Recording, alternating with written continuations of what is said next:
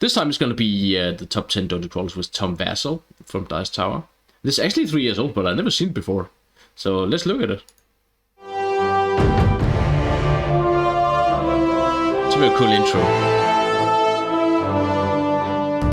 This is actually one of the older channels. I mean, if you go back and look at some of the older videos, they're kind of blurred, low quality.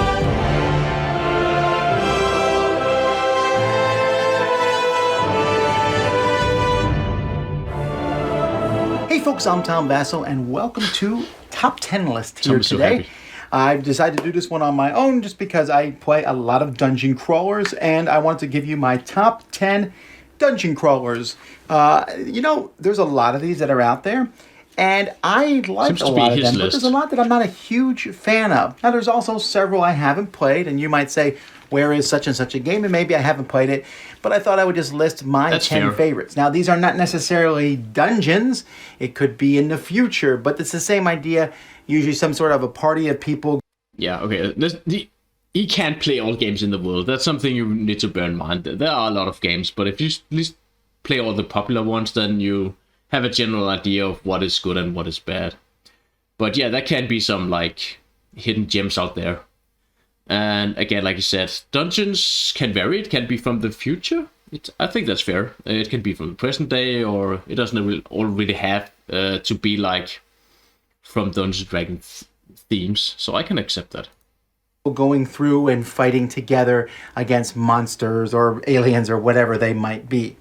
And of course, this list could change tomorrow with a new one. That's true. Let's find out. So here we go. Number 10 for me is Cutthroat Caverns. This game from Smirk and Dagger Games, this is kind of the loosest one. Never seen this before. I mean, you technically are going through a dungeon. Gotta be honest. And you're fighting big, mean, nasty monsters. I mean, they're like pretty Like I said, you can't play all games. I've never played this before. I gotta be honest. Without betrayal, well, no, without teamwork you'll never survive. Without betrayal you'll never win. Oh, okay, yeah, that kind of game. Ferocious, horrific things.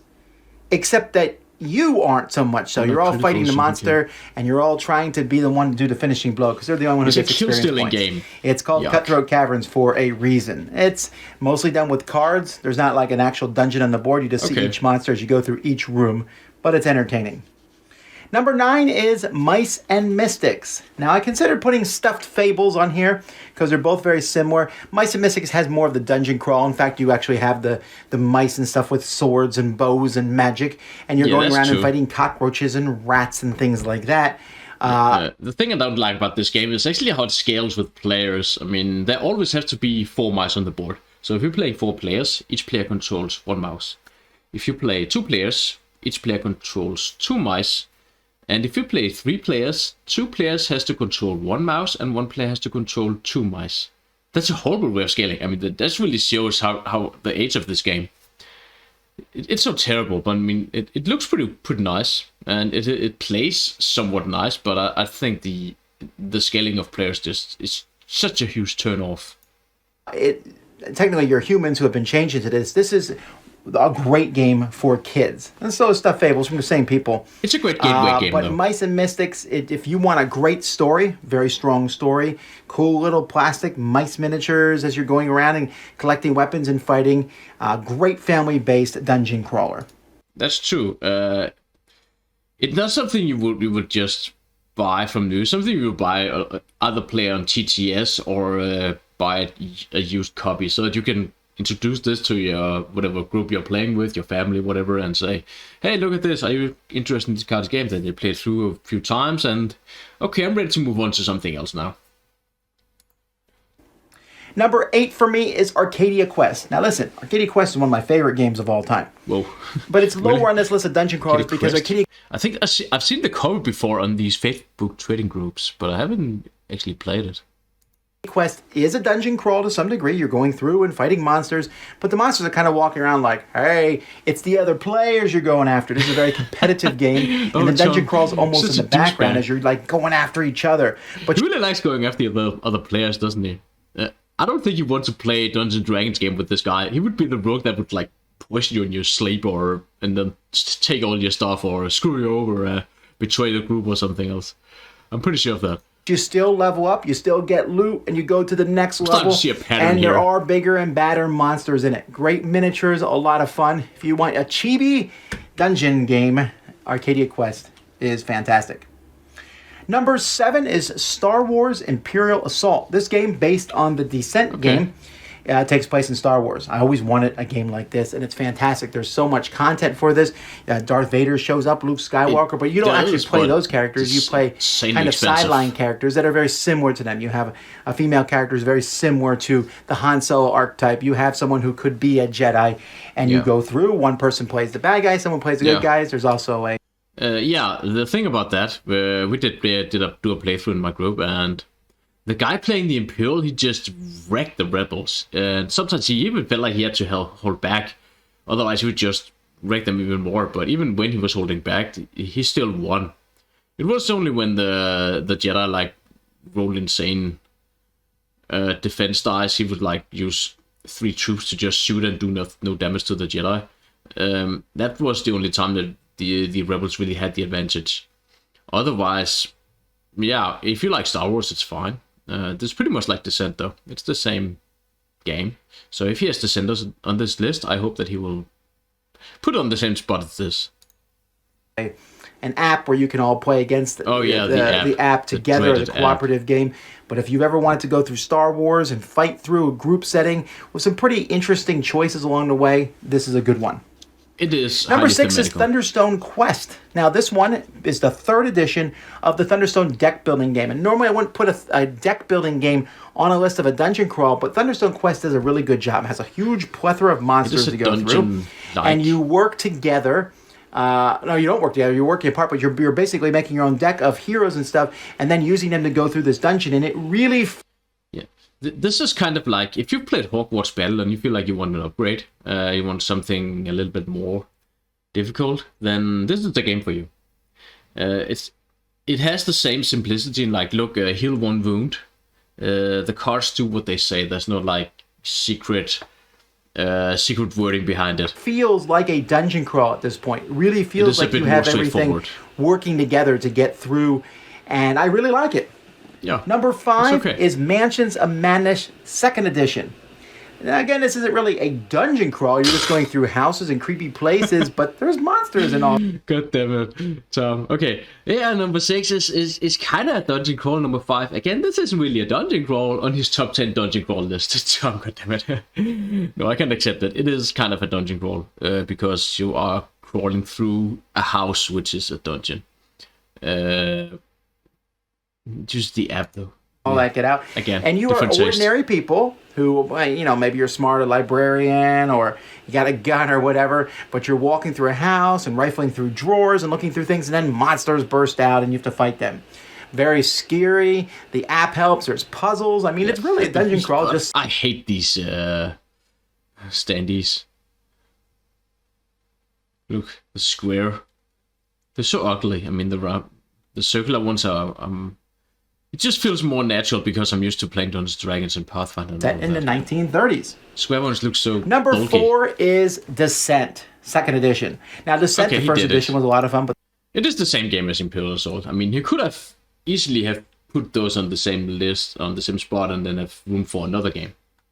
The 2nd edition really upped the ante. And even though Star Wars Imperial Assault is built on this and has a lot of better mechanisms, I still just like the Descent universe. I like the humongous plethora of monsters that are involved, the bosses. There's so much content in Descent. You will never see it all. I mean, if you have all the expansions and everything like that.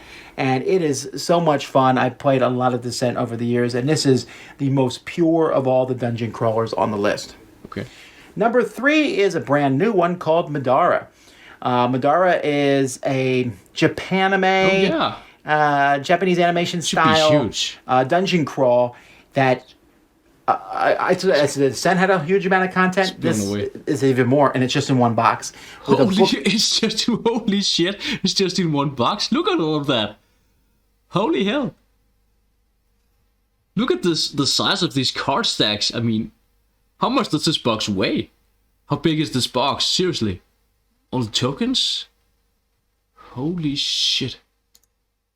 Book of 500 plus pages, so many different ways to customize your characters, hidden things as you go through the game and find them. There's just so much content, and it has some... I was about to say he doesn't really like the complex games, but 500 plus page book is never easy. Really neat ways of fighting, but it's just a huge amount of choices that are bringing this one into my top 3. So vast. Number 2 is Teenage Mutant Ninja Turtles: Shadows of the Past. Yeah, Dungeon Crawl, the Teenage Mutant Ninja Turtles. This one's a great teamwork style game where each of the players who's not playing the bad guys is one of the turtles, or if you get the expansion, some of the other stuff, same thing. And you are working together, rolling dice. Yeah, the thing I didn't really like about this is that unlike other dungeon crawlers, you don't get that like upgraded feeling of getting like insane new weapons, insane new gear, and high level and all of that. And the 3 turtles here are pretty much the same. Raph is the only one who's like differs from the other. Top 2? I'm kind of surprised. It's not that great. I don't even think this has any expansions. Dice and then using each other's dice. It's so good, and each section is kind of short and fast and fun, so you can just play one session or go through a whole storyline. And then my favorite dungeon crawler, currently still the top rated game that there is, and that's Gloomhaven. Now Gloomhaven's very puzzly in nature. There's a lot of stuff going on in Makes it, sense. But the mass amount of just options and so much content, but it's the most strategic of all these games. When you go through a dungeon, it's kind of like a puzzle. It's definitely very hard, but the upgrading paths are so rewarding. It's in a very unique, interesting universe that's not very similar. I mean, like Descent, for example, it's kind of like Dungeons & Dragons, like a sideways move. Gloomhaven is very different than that. The characters and classes and stuff feel very unique and different. It is a... I think he's got a point in that, and that's why I'm really happy that Gloomhaven is number 1 or has become so popular as it has. Because it doesn't reuse like themes. You don't have to use Marvel, and you don't have to reuse other things like Dungeons & Dragons. You can actually make an original concept and make it popular and make it successful. And I think that's important to say, because whenever you look at something, everything is going to be reused. All movies are going to be reused. How many Batman movies did we have in the last 20 years? I mean, stop reusing things and create new stuff. And this is a prime example that it can actually work. Also, this also showed that you don't need an app to have incredibly good AI in a board game. You can really just play a board game as a board game without having all the technical fiddle-fuzzle. A fantastic game.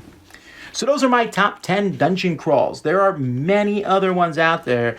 Omega Protocol, there's Kingdom Death Monster, Massive Darkness. There's a lot of these different board games that are like this. Yeah, again, you could have put them on a list if you had like put Descent and Star Wars on the same spot. But yeah, it's how it is. Tell me what your favorites are in the comment. These are my 10 favorite dungeon crawlers. Until next time, I'm Tom Vassell. I'll see y'all later. This is 3 years old, and shows how fast time flies. Gloomhaven doesn't seem that old, but yeah. That was